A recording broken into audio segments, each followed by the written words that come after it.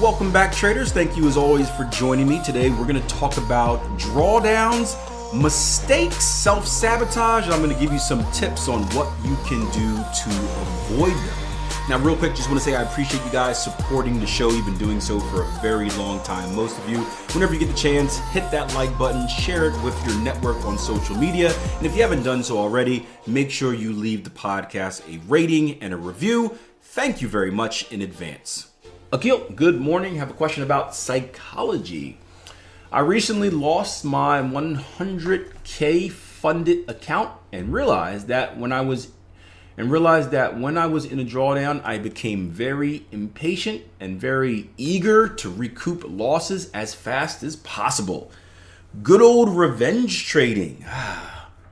One of the 7 deadly sins of trading. There are a lot more than 7, but let's just call it the 7 deadly sins. Revenge trading. I started to ignore my setup, and I just started trading very weak setups. Just looking for tips as how to maintain a strong, positive mentality when you're in drawdowns and how to also stay patient. I still have my full confidence in my strategy, but feel like I could manage my entries more responsibly, if that makes sense. So, you're making these mistakes for one of 2 reasons. Either you're angry at your strategy and you're losing confidence in it because it's not working and you want to make it back, or like you said, you're impatient or perhaps a little scared. So I always like to refer to my back testing results, and I always like to ask myself 2 questions. Am I in a drawdown because it's a natural drawdown, meaning it's a natural part of the trading cycle? Or am I in a self-inflicted drawdown? Now, what you did was you probably started off with a natural drawdown and then put yourself in a self-inflicted drawdown. That's how it typically gets worse. That's how normal drawdowns turn into big ones. But in your initial drawdown, right, was there anything out of the norm? Was it anything different than you've ever seen before, whether it be in live trading, if you have enough experience doing that, or in your back testing results? George said had an entry signal for pound dollar entry 158.72 targets. All right, yeah, good. We can let's walk through that. We'll do a little trade. We'll do a little trade analysis and trade review. So nothing out of the ordinary, right? So it was a normal drawdown. Okay. So why the panic? What was the reason for the panic? Was there a date on? Was there a what is it called? A quota that you had to achieve? What caused the urgency to kind of, if it's a normal drawdown, what caused the urgency to get it back right away? Why was there a need to get it back right away? Why did you have to be in a rush to recoup those funds? It was nothing outside of your normal drawdown. So in your mind, this is supposed to happen, right? This is supposed to happen. I look at my backtest results. Oh, I've been here before. This is normal. I look at my past live trading results. Oh, this is supposed to happen. I've been here before. So unless there was some type of outside force where there's like, hey, a quota, I gotta balance the sheets by the end of the month, so I can show it to my clients, or hey, I'm in a funding challenge and I got 3 days left and I gotta show less than blah blah blah drawdown.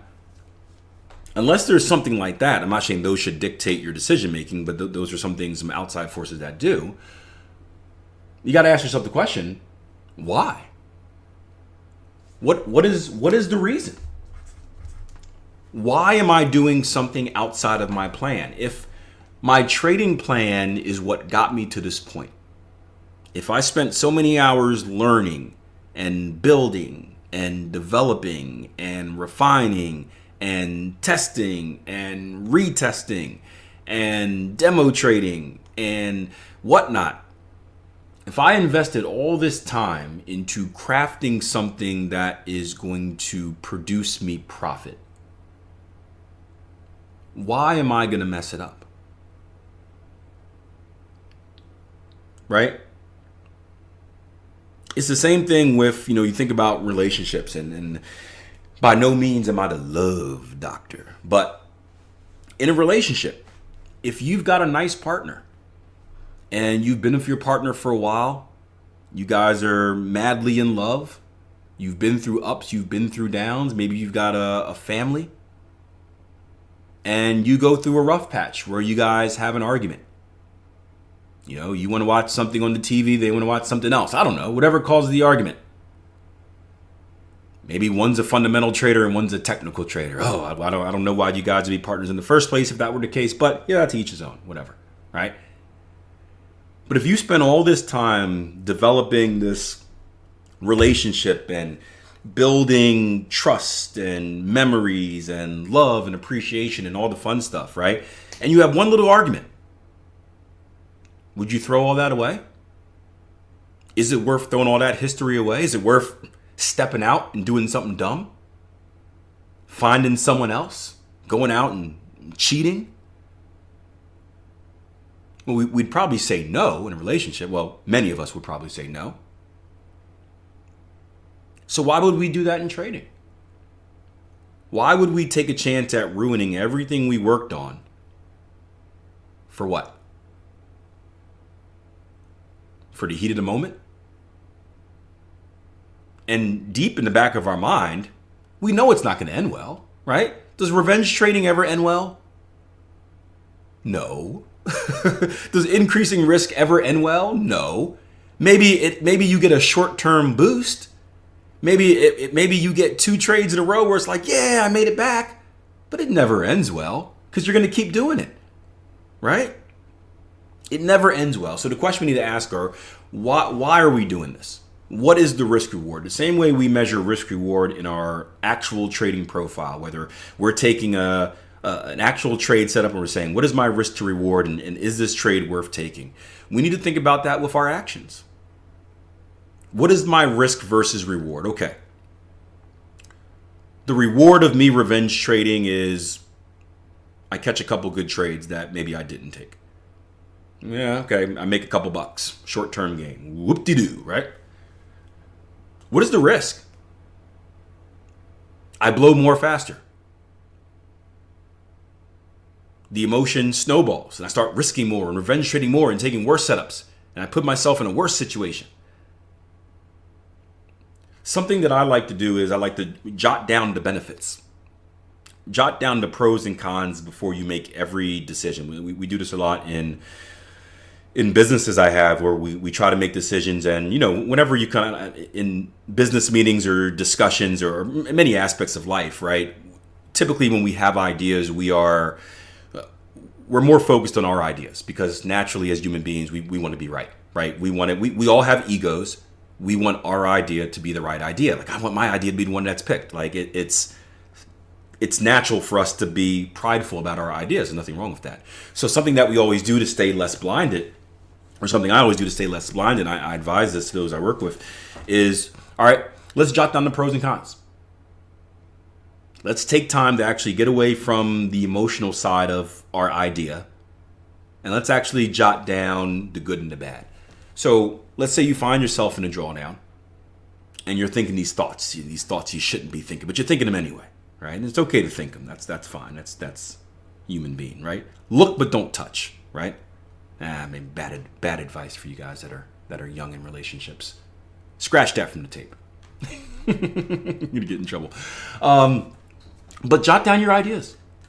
Jot down, okay, what are the benefits of me doing this action? Yeah. Right? What are the drawbacks of me doing this action? Yeah. Take a look at both of them and measure them.